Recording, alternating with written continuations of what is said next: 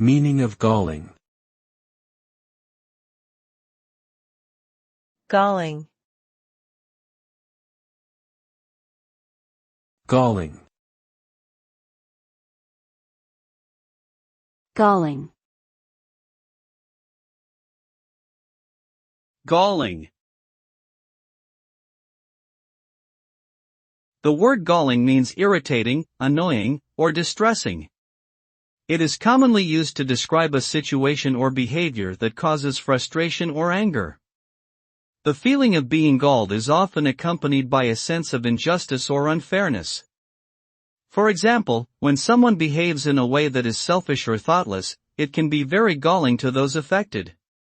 It can also refer to physical irritation or discomfort, such as an injury or an insect bite. Overall, the term galling conveys a strong negative emotion and implies a sense of personal offense or violation.